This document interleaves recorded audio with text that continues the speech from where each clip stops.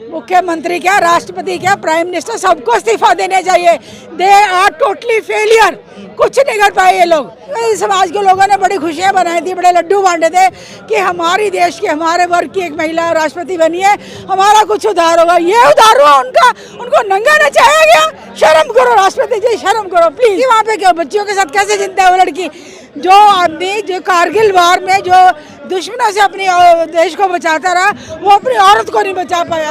और उस बच्ची के साथ जो दरिंदगी हुई है उसके बाद भी वो जिंदा है बेचारी। और ये सारे बैठे बैठे नेता यहाँ पे अपनी ऐसी करा रहे हैं, बकवास कर रहे हैं। हम तैयार हैं, हम तैयार हैं, तैयार है तो जाके मारो वहाँ पे। उस बच्ची को देखो, उसका क्या बेकार की बातें करते हैं। फेलियर है सरकार। अरे आपसे नहीं सरकार चलती तो आप औरतों के दीजिए।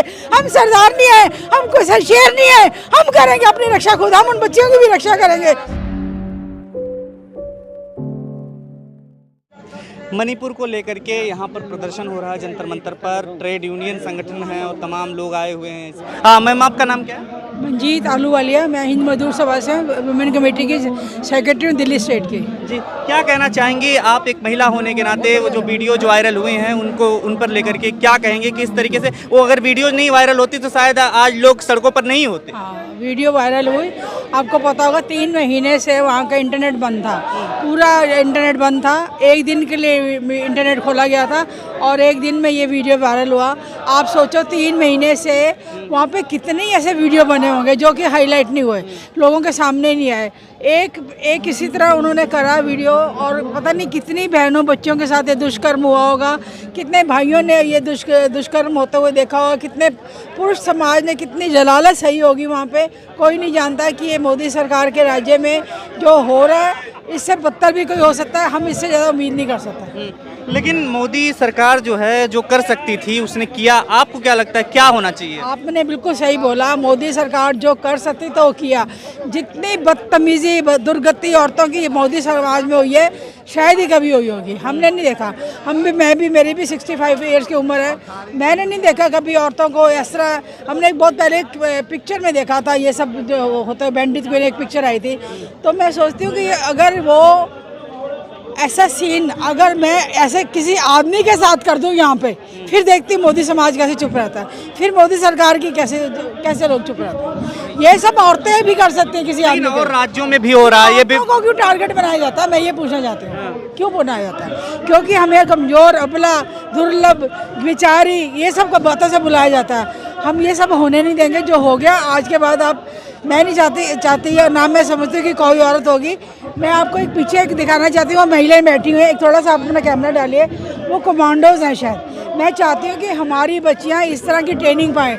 जब वो 2-3 साल की हों, उनको योगा ना सिखाया जाए, उनको शिक्षा ना दिखाई जाए, क्योंकि उसको समाज में जिंदा रहना, उनको कमांडोज की ट्रेनिंग दी जाए, बचपन से दी जाए, ताकि वो अपनी सेल्फ डिफेंस कर सके। क्योंकि सरकार से कोई उम्मीद नहीं है हमें। सरकार से उम्मीद नहीं है, लेकिन सरकार से ही विपक्ष चाह रहा चर्चा करे संसद में। करना चाहता है, बताना चाहता है, क्योंकि हमारा हक है। हम जिस समाज में, जिस स्वतंत्र राष्ट्र में रह रहे हैं, हमारा हक है अपने राइट्स को मांगने का। लेकिन क्या हो रहा है, जो भी बोलता है उसको सस्पेंड कर दिया जाता है। कल एक सांसद बोला, उसको पूरे सेशन के लिए सस्पेंड करके बाहर बैठाया हुआ, वो बाहर बैठा हुआ बेचारा।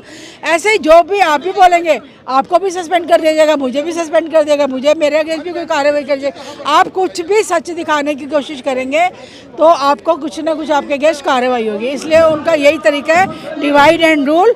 हम मानेंगे और राज करेंगे। जो ब्रिटिशर्स ने किया था सेम कार्रवाई वो भी कर रहे हैं। क्या लगता है कि सरकार प्रतिक्रिया भी देती है? जैसे अमित शाह जी कल सदन में बोला है उन्होंने कि हम सदन में चर्चा के लिए तैयार हैं, विपक्ष नहीं करने दे रही है। तैयार है तो क्या कर लिया? तैयार है जाइए ना, वहाँ जाके बात करिए। मणिपुर में जाते क्यों नहीं? किसकी वेट कर रहे हैं?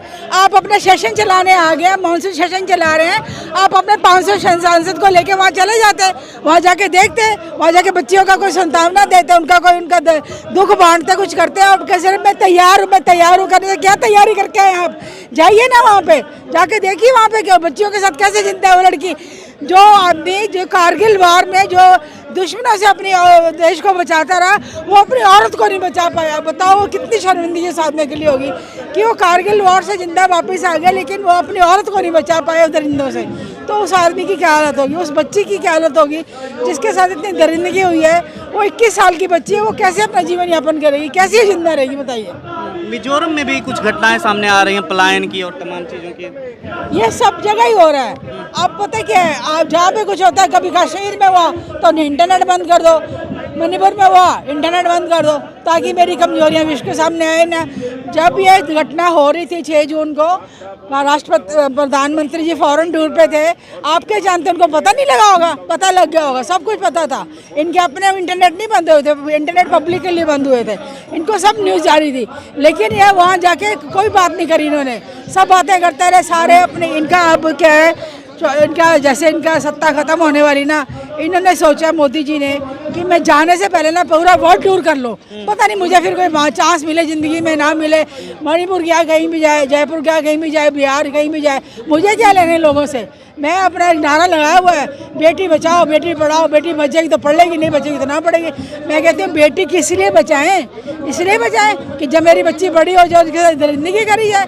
21 साल की बच्ची क्या होती है, उसको दीन दुनिया का कुछ पता नहीं होता, इतनी छोटी बच्ची होती है।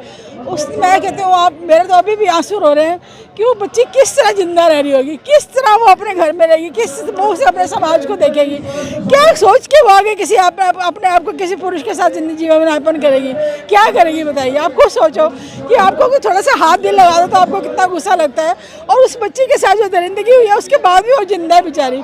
और ये सारे बैठे नेता यहाँ पे अपनी ऐसी करा रहे हैं, बकवास कर रहे हैं, हम तैयार हैं तो जाके मारे वहाँ पे। उस बच्ची को देखो उसका क्या हाल हुआ। तैयार करने से कोई तैयारी नहीं होती है, बेकार की बातें करते हैं। फेलियर है सरकार। अरे आपसे नहीं सरकार चलती तो आप औरतों के दीजिए, हम सरदार नहीं है, हम कोई शेर नहीं है, हम करेंगे अपनी रक्षा खुद, हम उन बच्चियों की भी रक्षा करेंगे। कुछ तो करिए, आप जागिए। मैं अपने राष्ट्रपति से कहना चाहती हूँ, जो प्रथम महिला है हमारे देश की, फर्स्ट सिटीजन ऑफ इंडिया है, वो भी चुप बैठी है। जो दलित समाज से आई हैं, उन्होंने भी एक अक्षर नहीं बोला। अरे मैडम कुछ तो जागिए, कुछ तो बोलिए, औरतों के लिए कुछ तो कीजिए।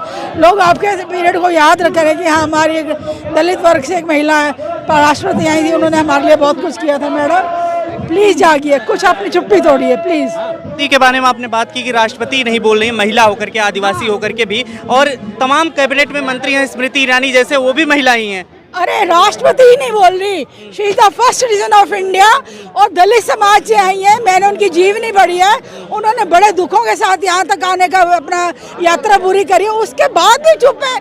मैं कहती हूँ कैसे चुप है? उनको याद नहीं आ रही अपना बचपन, उनको याद नहीं आ रहा अपना आदिवासी समाज, अभी भी वो चुप है। कुछ तो बोलिए राष्ट्रपति जी। मैडम आपसे बड़ी आशा है हमें। आप जब आई थी, आदिवासी समाज के लोगों ने बड़ी खुशियाँ बनाई थी, बड़े लड्डू बांटे थे कि हमारी देश की, हमारे वर्ग की एक महिला राष्ट्रपति बनी है, हमारा कुछ उद्धार होगा। ये उद्धार हुआ उनका? उनको नंगा नचाया गया। शर्म करो राष्ट्रपति जी, शर्म करो प्लीज। आप कुछ तो करिए, कुछ तो जागिए प्लीज, कुछ करिए। और स्मृति ईरानी के ऊपर तो मैं लानत भेजती हूँ, उसकी औरत होने के ऊपर भी, कि वो औरत होने के भी लायक नहीं है। वो अपनी बैठे हुए अपनी सांसद में अपनी कुर्सी बचा रही है। वो क्यों नहीं गई जाके देखने के लिए वहाँ पे मणिपुर में? वो क्यों नहीं जाके अभी भी देखती? वो क्यों अपना सेशन एंजॉय करिए बैठे हुए? उन्होंने क्यों नहीं जाके देखा उन बच्चियों के साथ क्या हुआ, उनका कैसे जमीर सो रहा है? वो आपको याद होगा, एक बार उन्होंने सड़क पे धरना किया था कि 300 रुपये का सिलेंडर 400 रुपये का हो गया। उन्होंने बड़ा गले में सिलेंडर डाल के बड़ा धरना किया था। अब हमारी इज्जत क्या सिलेंडर से भी कम हो गई? हम औरतें 300 रुपये भी कम होगी कि हमारी इज्जत ऐसे उड़ाई गई, सड़कों पे बच्चियों के साथ दुष्कर्म करा गया। अभी भी वो जागी नहीं है, अभी भी जाके वहाँ पे बैठी हैं। मैं नहीं चाहती किसी बच्ची के साथ ऐसा हो, लेकिन अगर इनके जान पहचान में कोई ऐसा होता तो क्या स्मृति ईरानी आज भी बैठी होती वहाँ पे? आज भी बैठी अपना सांसद चला रही होती वहाँ पे? नहीं चला रही होती, भाग के गई होती। पूरा इनका बीजेपी भाग गया होता देखने के लिए कि इनके समाज में क्या हुआ। अंतिम सवाल है कि आप कह रही थी कि सरदारनी है हम, हमें सब अपने अपने को रक्षा करना पड़ेगा खुद ही। हाँ। सरकार नहीं कर सकती। सरकार नहीं कर सकेगी। हम सारे संगठन इकट्ठे हुए हैं, हम आज एक प्रण लेने वाले हैं कि हम अपने संगठन में खुद अपनी बच्चियों को सेल्फ डिफेंस की ट्रेनिंग देंगे। और मैं सरकार से भी कहना चाहती हूँ कि स्कूलों में योगा बाद में कराइए, पहले उनको सेल्फ डिफेंस की ट्रेनिंग दीजिए बच्चियों को। प्रार्थना बाद में कराइए, पहले उनको बताइए कि सेल्फ डिफेंस कैसे करनी है। 3 साल की बच्ची के साथ भी दुष्कर्म होता है, उसको भी बताइए कि बच्ची तूने बाहर जाना है तो कैसे सेल्फ डिफेंस करनी है। बचपन से ही उनको दिखे, ये मेरी कमांडो बहनें बैठी हैं यहाँ इस तरफ, उनके जैसे अपनी बच्चियों को बनाइए ताकि वो आज देखो वो हर तरह के मुकाबले के लिए तैयार बैठी हैं, क्योंकि उनको ऐसी ट्रेनिंग दी गई है कि उनके आगे 1000 लोग भी आ जाएंगे तो वो अकेली औरत काफ़ी है। ऐसे हम अपने समाज में औरतों को बनाना चाहते हैं। अभी आप लोग यहाँ पर आए हुए हैं, क्या लग रहा है कि अगर ये इसी तरीके से चलता रहा तो क्या सरकार अब मुख्यमंत्री का इस्तीफा हो पाएगा? मैं तो कहती हूँ अभी तक हो ही जाता। मुख्यमंत्री क्या, राष्ट्रपति क्या, प्राइम मिनिस्टर, सबको इस्तीफा देने चाहिए। दे आर टोटली फेलियर, कुछ नहीं कर पाए ये लोग। प्राइम मिनिस्टर को भी इस्तीफा देना चाहिए, स्मृति ईरानी को भी इस्तीफा देना चाहिए। ये क्या कर रहे हैं, इनको कोई शर्म नहीं है। इनके राज्य में, इनके सामने, अरे कैसे मुंह दिखाते होंगे फॉरेन कंट्री में जाके, कैसे उन लोगों के मिनिस्टर से मिलते होंगे, कैसे उनके प्राइम मिनिस्टर से मिलते होंगे कि जिस देश से मैं आया हूँ उस देश में लड़कियों को नंगा नचाया जाता है। ये रिप्रेजेंटेशन, ये मैं इस हिंदुस्तान को रिप्रेजेंट कर रहा हूँ यहाँ पे आके। क्या मुँह के लेके जाएंगे मोदी जी? आज के बाद जाके दिखाए किसी फॉरेन कंट्री में, इनको देखेंगे कि तू बता जिस कंट्री से आया तेरी उस कंट्री में औरतों के साथ ऐसा क्यों हुआ, तब इनको पता लगेगा कि ये किस कंट्री से आए हैं, तब ये जागेंगे। अभी नहीं जागेंगे, अभी ये डिवाइड एंड रूल कर रहे हैं। खबरों में बने रहने के लिए फोरम 4 को सब्सक्राइब करें और नोटिफिकेशन पाने के लिए बेल आइकन दबाएं।